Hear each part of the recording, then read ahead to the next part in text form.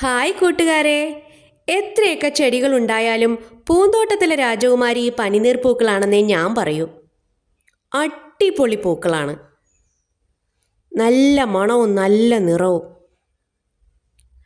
ഗാർഡനിങ്ങിൽ താല്പര്യമുള്ളവർ തീർച്ചയായും വളർത്തേണ്ട ചെടിയാണ് പനിനീർ റോസ്. നിങ്ങളുടെ പൂന്തോട്ടത്തിന് ഭംഗി മാത്രമല്ല, സുഗന്ധം പരത്താൻ ഇവയ്ക്ക് കഴിയും. കുലയായിട്ടാണ് പൂക്കൾ ഉണ്ടാവുന്നത്. ഒരു കുലയിൽ തന്നെ 10 മുട്ടുവരെയൊക്കെ ഉണ്ടാവും.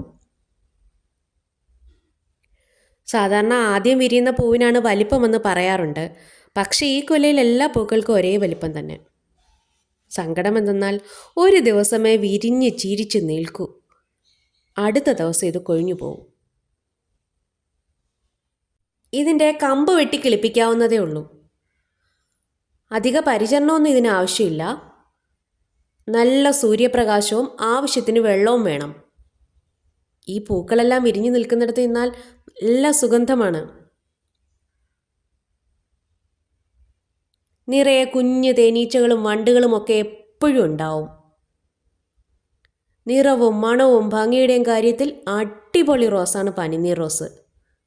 വീഡിയോ ഇഷ്ടപ്പെട്ടാൽ ഒന്ന് ലൈക്ക് ചെയ്യണേ.